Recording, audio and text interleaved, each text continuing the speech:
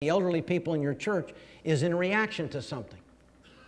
So typically on a Sunday morning, Sister Gertrude comes to church, and for whatever reason, you get kind of distracted in the foyer, and she doesn't get greeted by you. And she's not happy. And she goes home and calls the chair of the SPRC and says, "The pastor didn't say hi to me this morning." Y'all didn't know I've been in your church, did you? Pastor didn't say hi to me this morning. You need to go over and make it right with Sister Gertrude.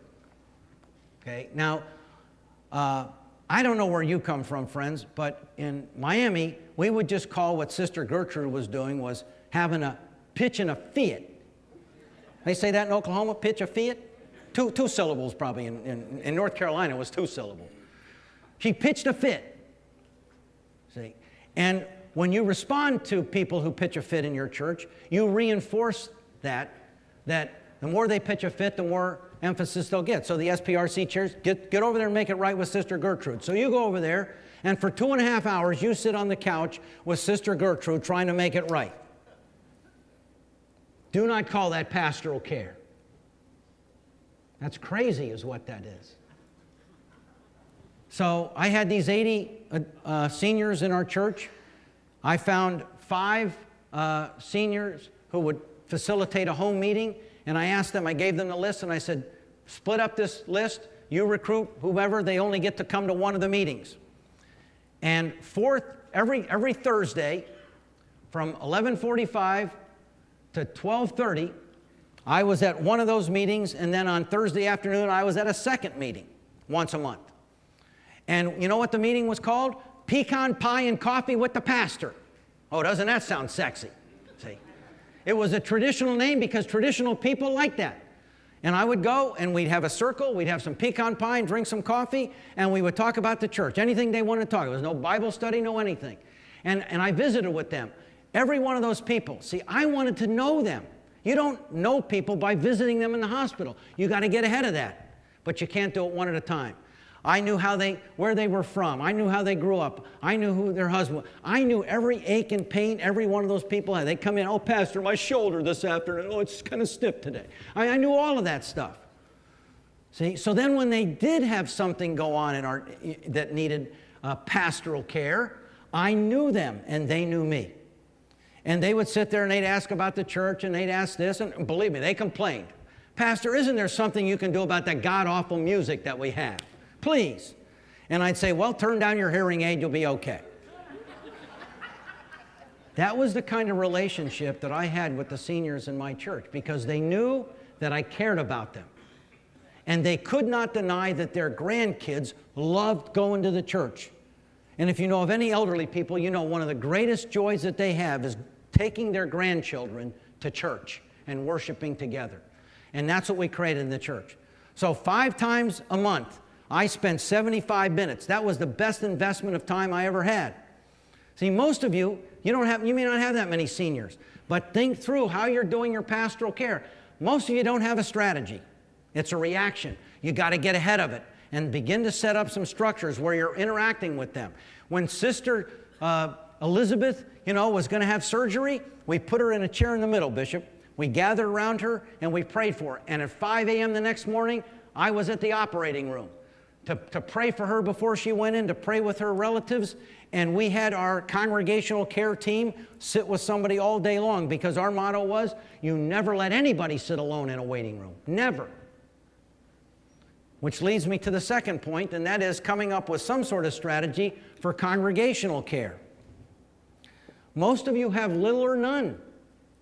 Oh, I know you got a group of people who fix food for somebody from time to time, but I mean a congregational care team where you're actually doing ministry. Find people with the gifts of mercy and helps. You have a congregational care ministry director. In fact, this logo right here is from a United Methodist Church. They have a great care team. There's care teams all over the country. But pastors, you've got to recruit these people. And you've got to train them, and you put the ministry director in charge of them. Let me give you an example. The churches that I started, 65% of the people that we reached had not been back to church as adults. So when they came back, they were a mess.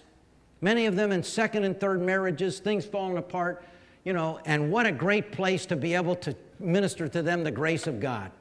And we did that.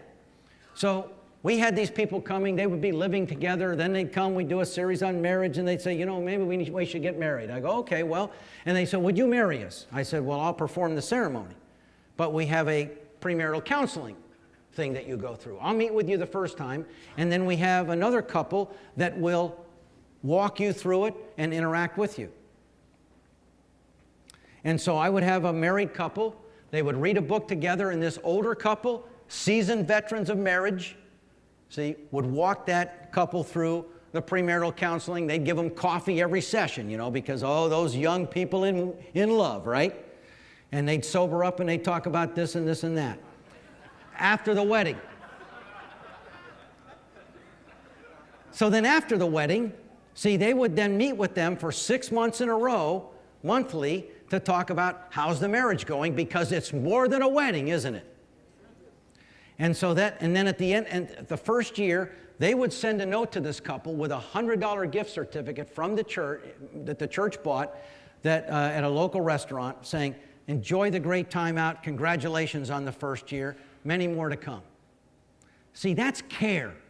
If you're trying to create a community of God's grace where people care for each other, reaction is not the way to do it. You got to have a long-term strategy. So we did that with pretty much we had a protocol for the 6 or 7 major congregational care things that went on in our church. We had one for babies, we had one for deaths, we had ones for various other kinds of things.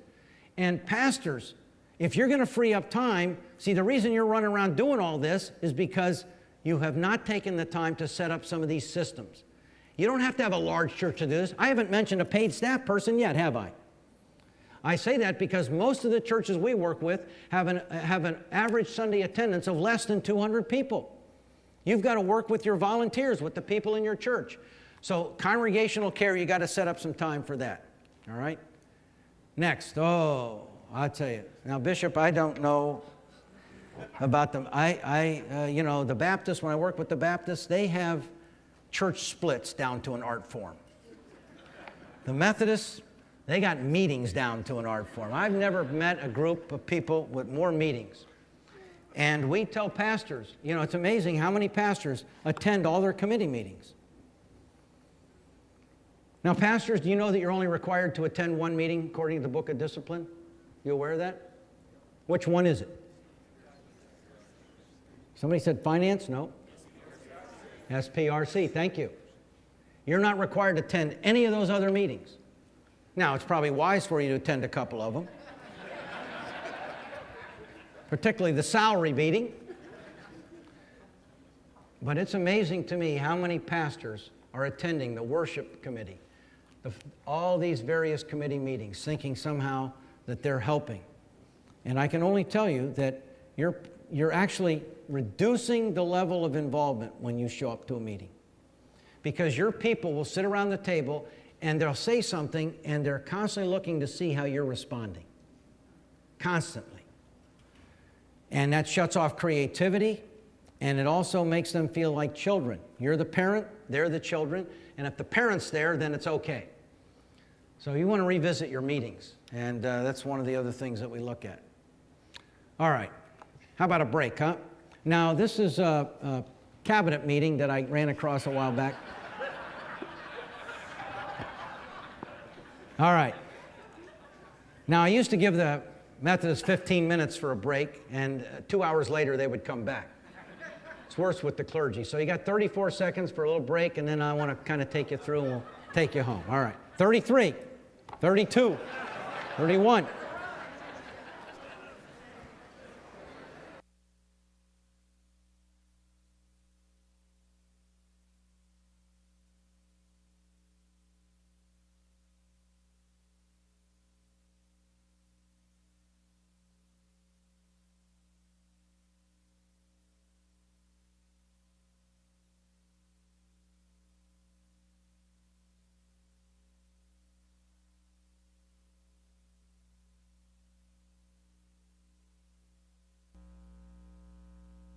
I had been visiting various places.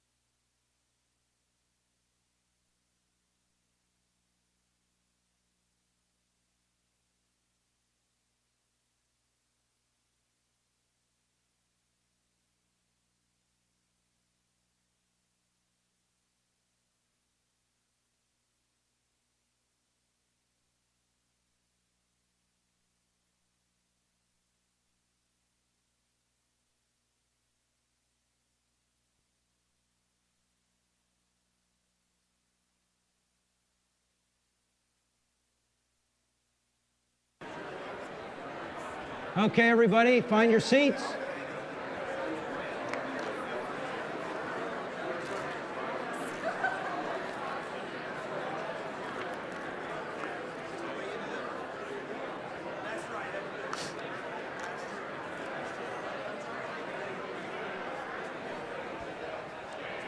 Okay, get that next cup of coffee, find your seats.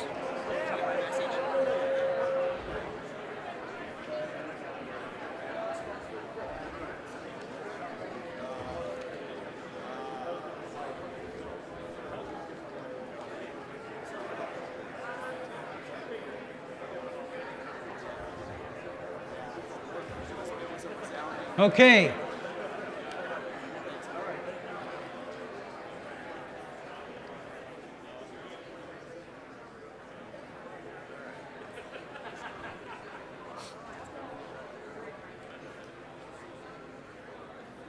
Okay, so we've been talking about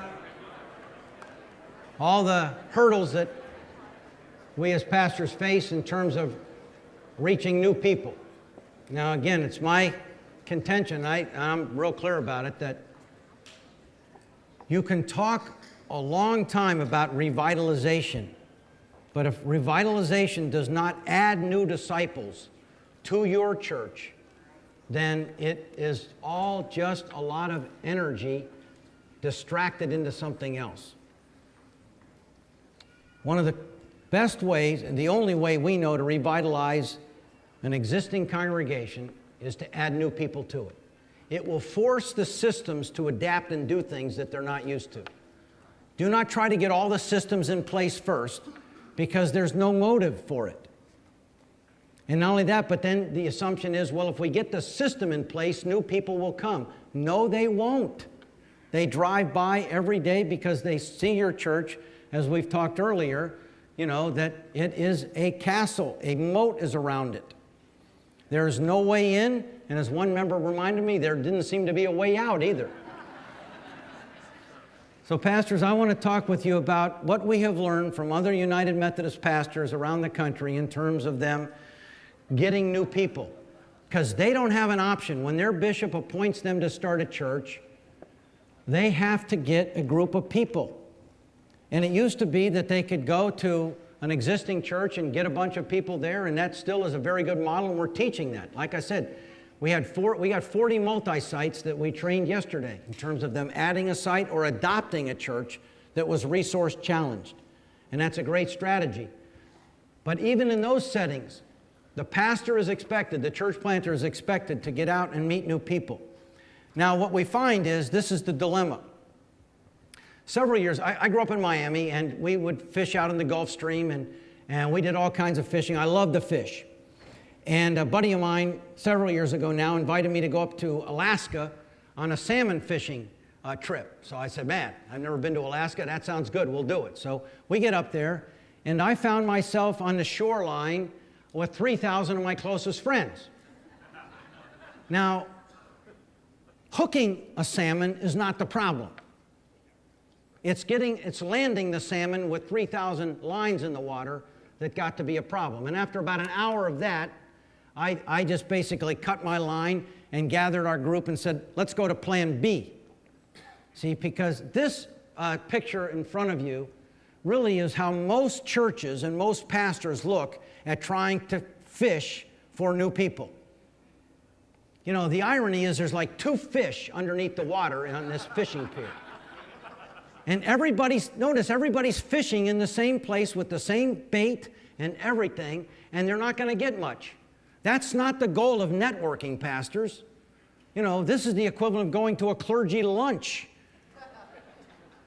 That's not what you're getting. That's not what's going to jazz you. What's going to jazz you is fishing and getting fish. The goal is to be out and you find the fish.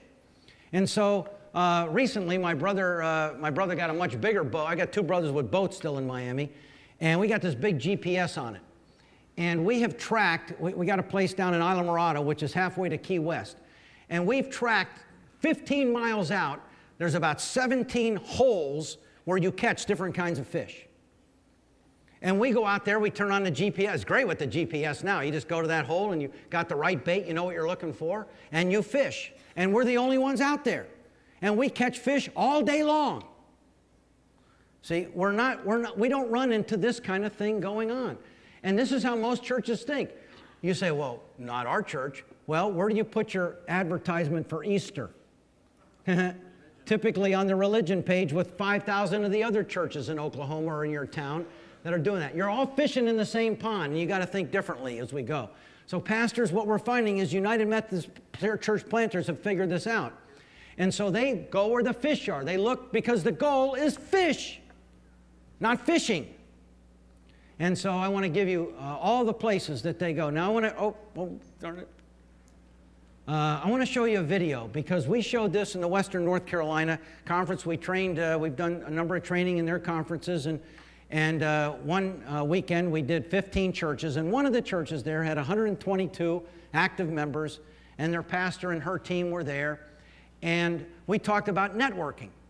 And so I just want to give you, so that you don't think I'm just making this stuff up, I want to just give you a little testimony of how this kind of works. I think this is the video. Let's hope so. If not, we'll watch it and then I'll tell you what it's about.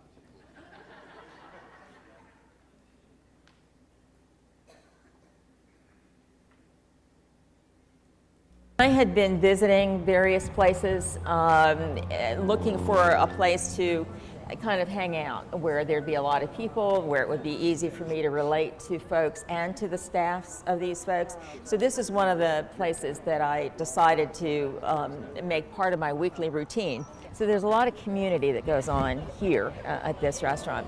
And so anyway, decided that it would be a good way for church folks to get here and get connected as well as just having some hangout time with me on an informal basis. Right. Decided Thursday was the best day for me to do that. And so here we are at Elizabeth's Pizza. Well, first of all, Bev knows the staff, the entirety of the staff on a first name basis. And when Bev walks in the door, they say, "Bev's in the house." This is just a very relaxed way to get to know folks better and also to get to know Bev better. Peter, apparently Peter, after he met Bev, they had a conversation.